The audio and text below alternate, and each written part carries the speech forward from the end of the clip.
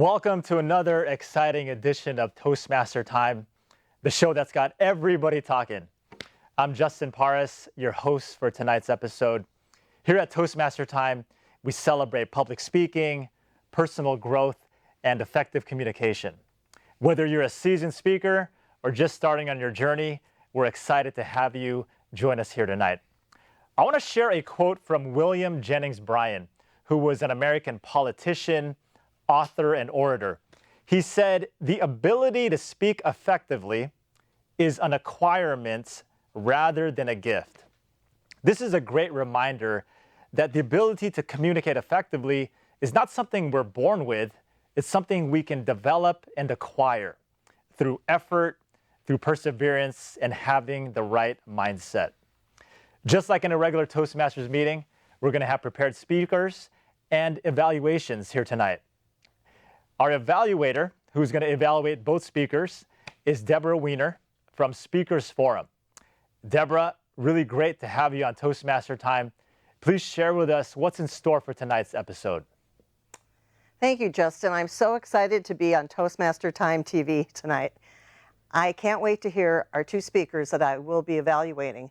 Our speaker number one, Sabrina, who will be talking about the turbulence of public speaking, and Bill, who will be speaking about the life lessons that come with death.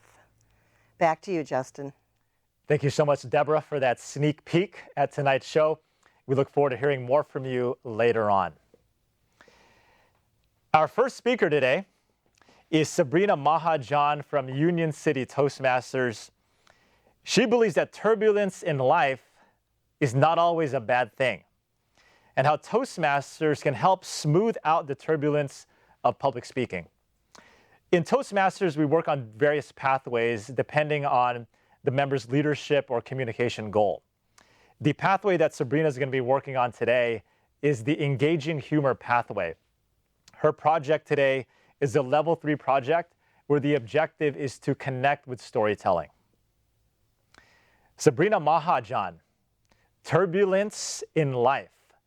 Turbulence in life, Sabrina Mahajah. Thank you, Justin, and thank you, Deborah, for that great intro. Ladies and gentlemen, let's do a quick survey. Raise your hand if you enjoy airline travel. Now keep your hands up if you enjoy turbulence. That's what I thought. No one. You see, turbulence is not just about flying. It's about life. For all those moments that go not as planned. You see, at this point in my life, my family is scattered miles and miles away from me.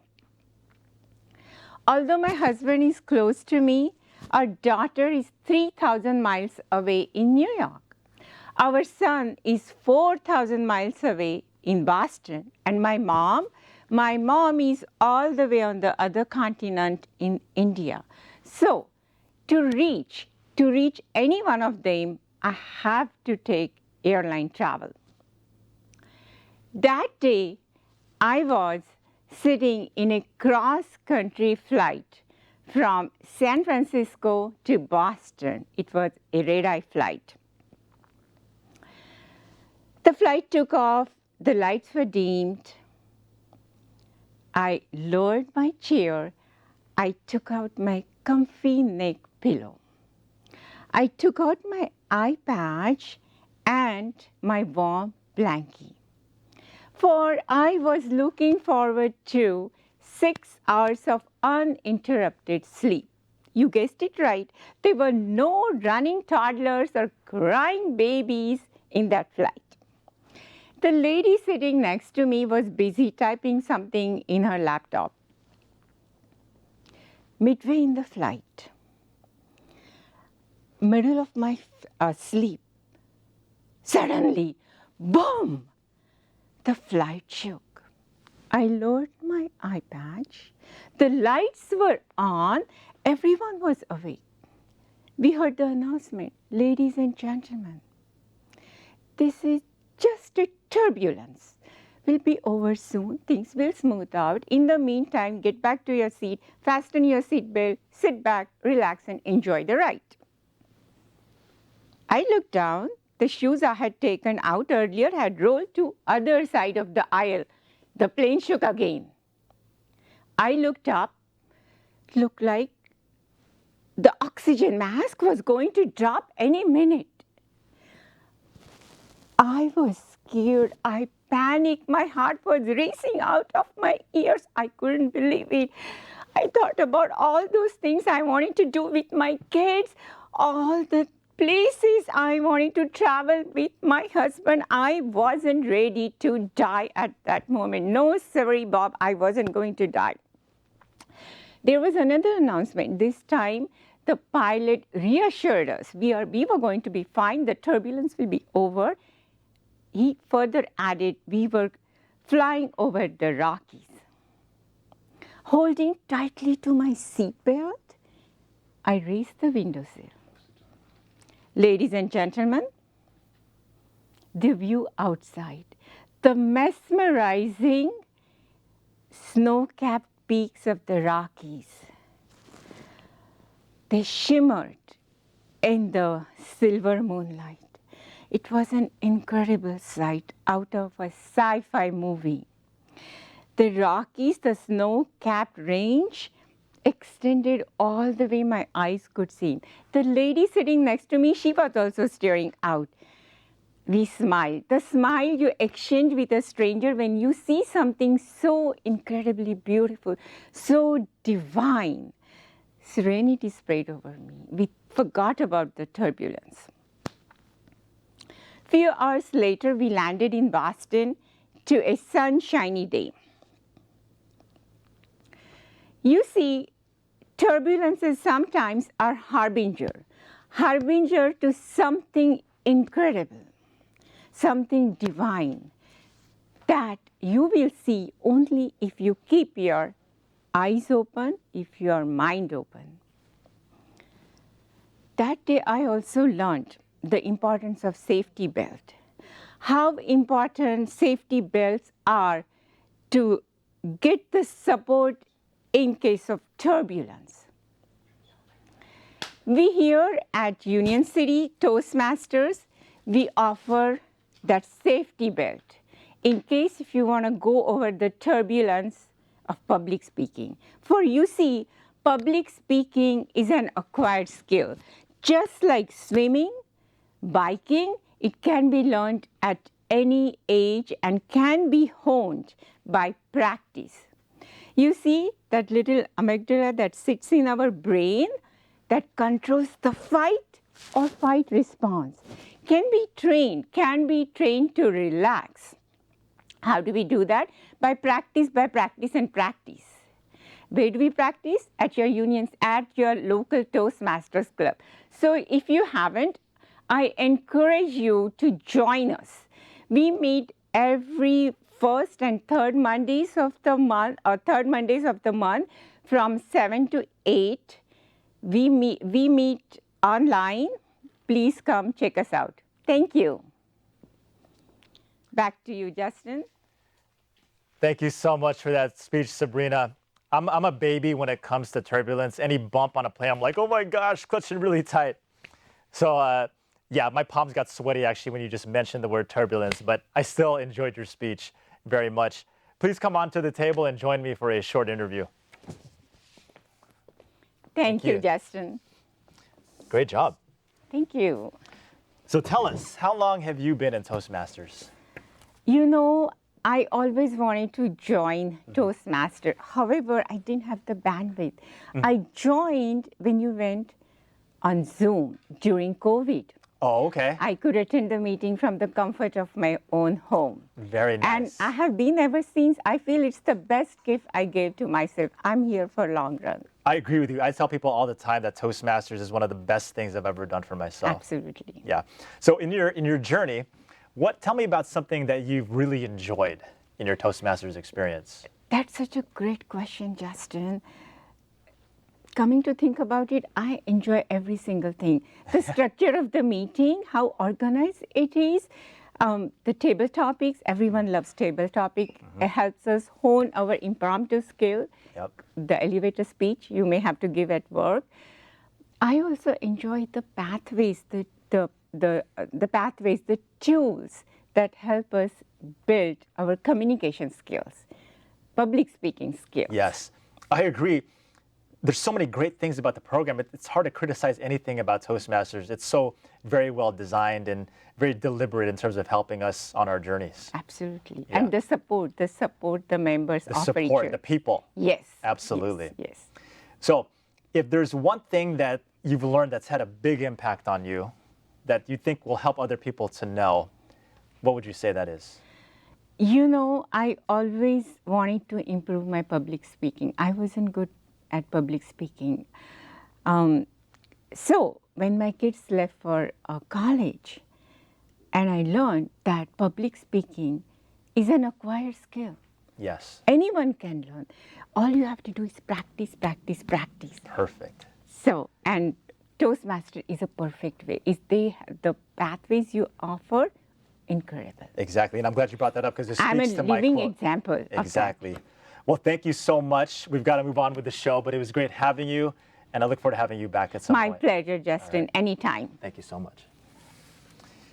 All right, let's hear from our evaluator, Deborah, who's going to be providing feedback to Sabrina. Deborah, over to you. Sabrina, you really pulled me in with your speech with that title about turbulence. I'm going to give you 3 tips on what you did really well and 3 tips about what you could do better. You started out with a question which drew the audience in. That was really well. You did that really well because I was asking myself, well, what is she going to tell us? What is she going to talk about? And your storytelling skills are amazing. It was a really interesting story, and I just couldn't wait to hear where this was going next. I thought, well, maybe the plane's going to crash or something. So it was an exciting speech and kind of full of some drama for a while there. And then you ended with telling us about your Toastmaster Club and promoting Toastmasters. That was great. Some tips about what you could work on would be to start out with telling us what you're going to tell us. So maybe bringing in the Toastmaster piece a little bit earlier. And then also transitioning to telling us that you met someone on the plane that invited you to Toastmasters. And also, I think that just bringing in the story earlier about Toastmasters would be really helpful. And I can't wait to hear more. Back to you, Justin. Thank you so much for that evaluation, Deborah. I like how you incorporated the sandwich technique where you started with your positive feedback, then went into your constructive feedback, and closed with more positive feedback. Our second speaker here today is Bill Meyn. Bill is a member of not just one, but 2 Toastmasters clubs. Those 2 clubs are Island City Toastmasters and Coastmasters Toastmasters. Bill believes that life is full of surprises. He says, life always ends in death, but even death, surprisingly, can teach us valuable life lessons. Bill is working on a pathway called motivational speaking, and his objective today is to connect with storytelling. Bill Meyn, saying goodbye. Bill Meyn. My father's 93-year-old body had been reduced to an urn full of ashes. It was sitting on the bed next to me in the hotel room. There was a knock on the door. My cousin John came in with my Aunt Ruth and Uncle Henry. Much to my surprise, Aunt Ruth and Uncle Henry had also been reduced to urns full of ashes some years before, so I was surprised to see them. My cousin John brought them in to sit next to my father and commune.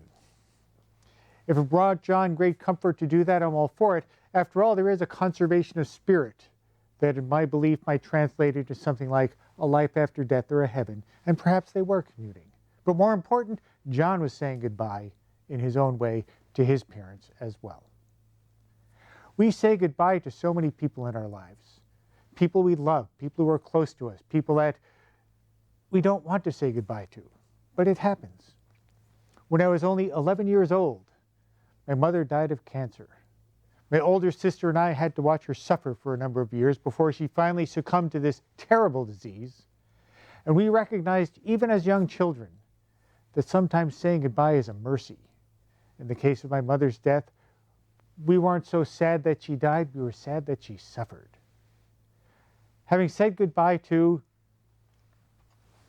my father and my mother, I have to tell you that goodbye doesn't mean forget. Whenever I hear the Moonlight Sonata played on a piano, I think of my mother. Whenever I see a great engineering feat, my father was an engineer, pencil in the pocket engineer, go over a bridge, over a highway, over some great construction, I think of my father. I also think of him fondly as the guy who was a great provider for us and did so many happy things with us during our youth. There was a time when I had to say goodbye to my grandfather.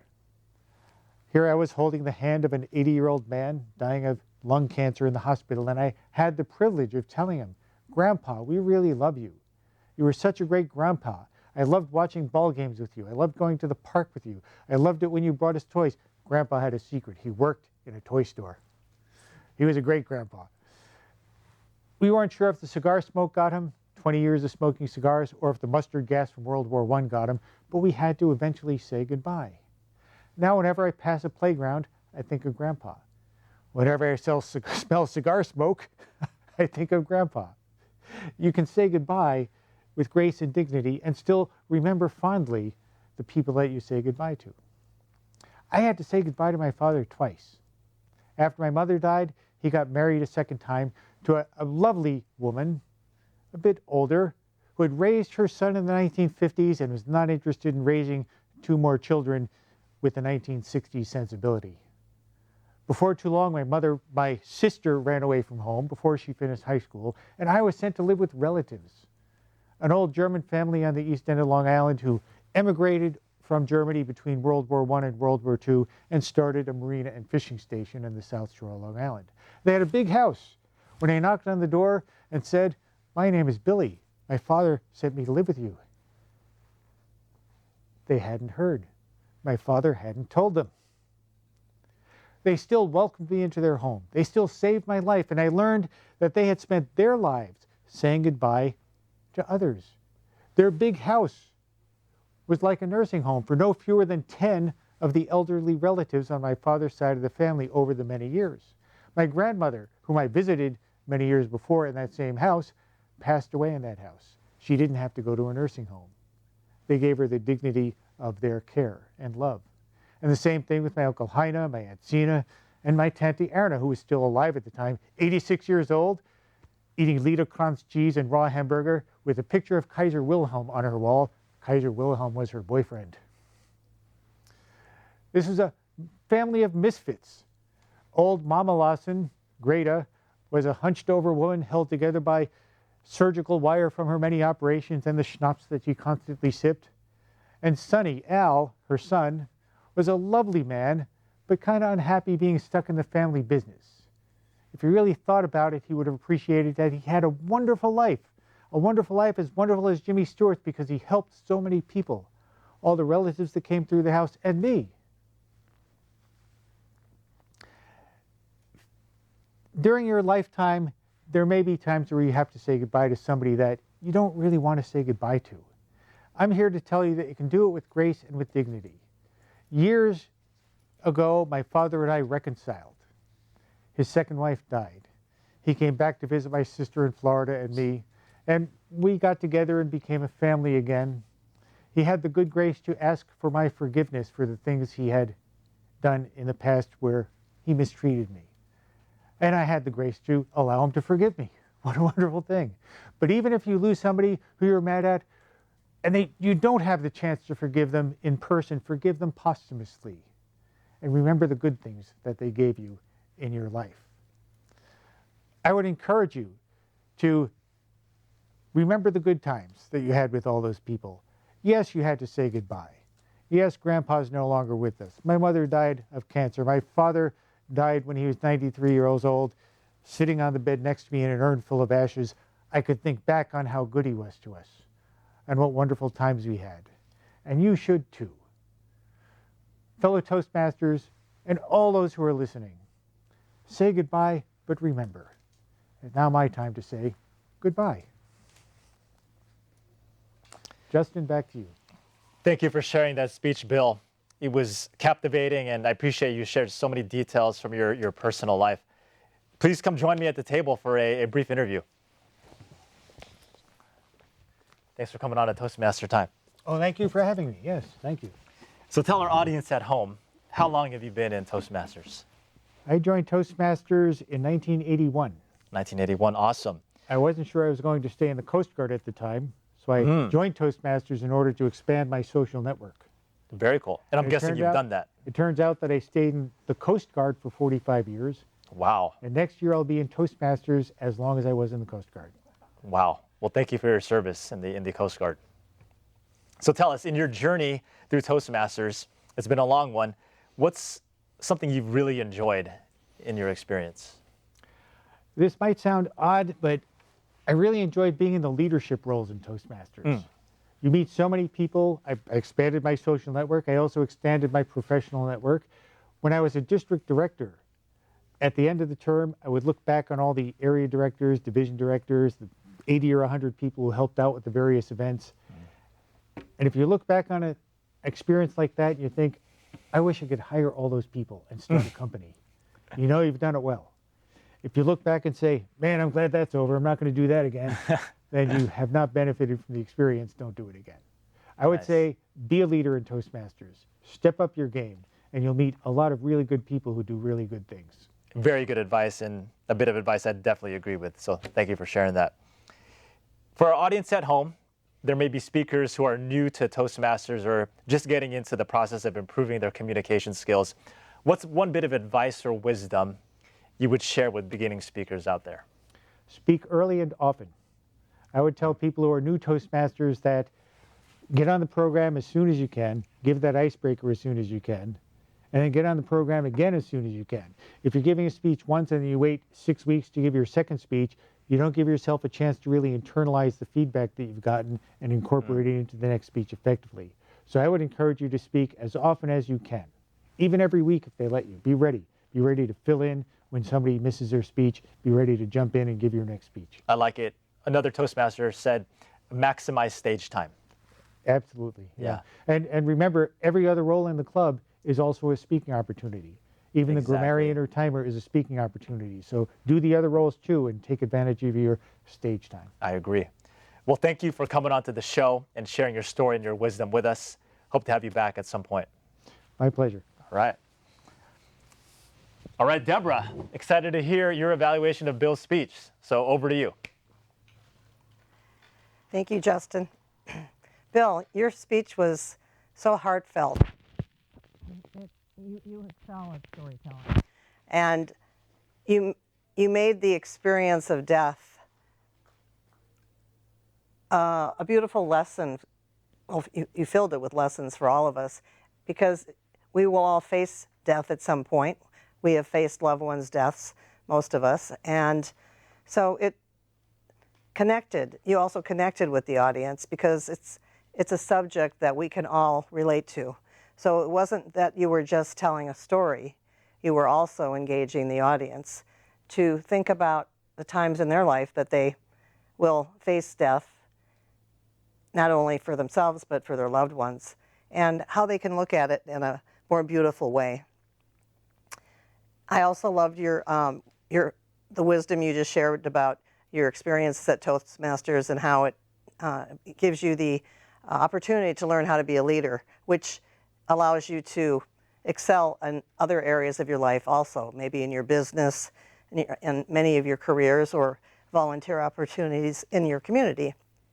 So I would say that I can't wait to hear more speeches from you, Bill, because they are filled with lessons.